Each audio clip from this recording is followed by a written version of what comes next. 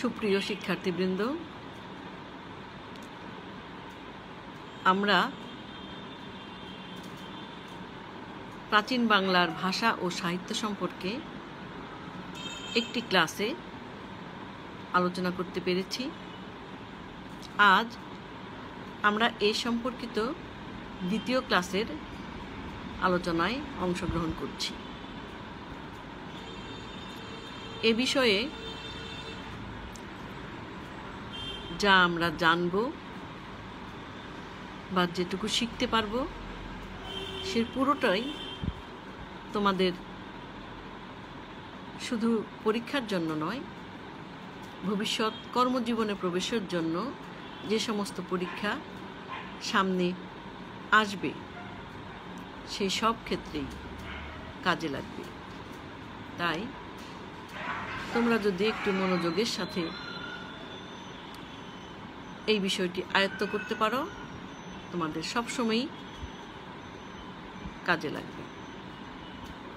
আর এই কোভিড-19 কালীন যে ক্রান্তিকাল আমরা অতিক্রম করছি, এ সময় তোমরা যত বেশি লেখাপড়ায় নিয়োজিত থাকবে, তত বেশি তোমাদের আত্মিক উন্নয়ন ঘটবে এবং তোমাদের ভবিষ্যৎ জীবনের জন্য যে প্রস্তুতি, তোমাদের পরীক্ষার জন্য যে প্রস্তুতি, সমস্ত বিষয়ে তোমরা অনেক বেশি এগিয়ে যেতে পারবে। এটাই আমাদের বিশ্বাস। ছাত্র জীবনের একটিই কাজ, নিজেদের নৈতিকভাবে উন্নত রাখা, লেখাপড়ার সাথে সংশ্লিষ্ট থাকা। সেই সাথে বাড়তি কাজ হিসেবে আমরা সাধারণত বলে থাকি, তোমরা যুব সমাজ আমাদের সম্পদ, নিজেদেরকে দেশের সম্পদ হিসেবেই গড়ে তুলবে, মানবতার পাশে দাঁড়াবে, যে কোনো প্রয়োজনে নিজের পরিবারের বাইরেও সবার জন্য কাজ করবে। মূল আলোচনায় চলে যাচ্ছি। আমরা গত ক্লাসে যা জেনেছিলাম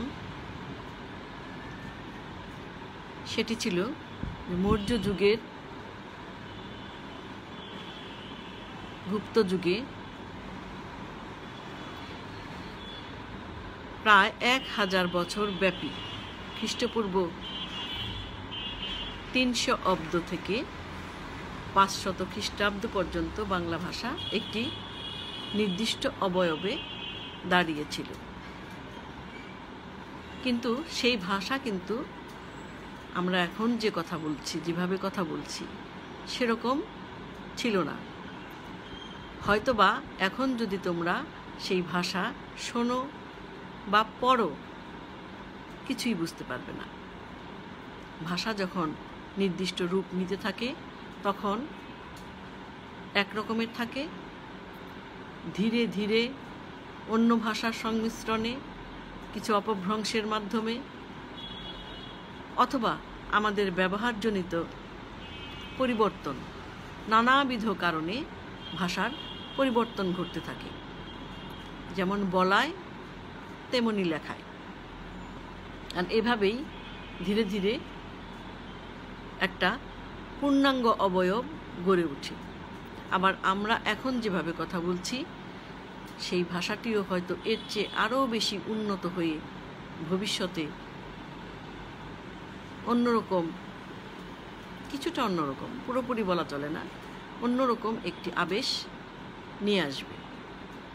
প্রতিনিয়ত এই ভাষার উন্নয়নের জন্য আমাদের পণ্ডিত ব্যক্তিগণ চর্চা করে যান, অনুশীলন করে যান, গবেষণা করে যান। আমরা নিজেরা নিজেদের অজান্তে এই ভাষার পরিবর্তনে সহায়তা করি। যেমন আমরা বিভিন্ন শব্দের উচ্চারণ বিকৃতভাবে করি, সে বিকৃত শব্দ থেকে আরও একটি শব্দের উৎপত্তি হয়ে যায়। হয়তো সেটা শ্রুতিমধুর নয়, অথবা ব্যাকরণসম্মতও নয়, কিন্তু সেটা সৃষ্টি হয়ে যায়। ঠিক এভাবেই আমাদের পূর্বপুরুষগণ যে ভাষায় এই বাংলা ভাষাতেই কথা বলেছেন, কিন্তু সেই ভাষার অবয়ব এরকম ছিল না। এজন্যই আমাদেরকে এই ভাষার ইতিহাসটা পড়তে হয়।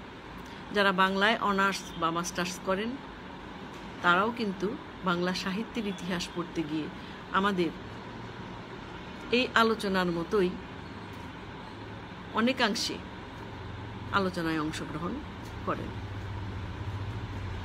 তারা সাহিত্যের ইতিহাস যেভাবে পড়েন, আমরা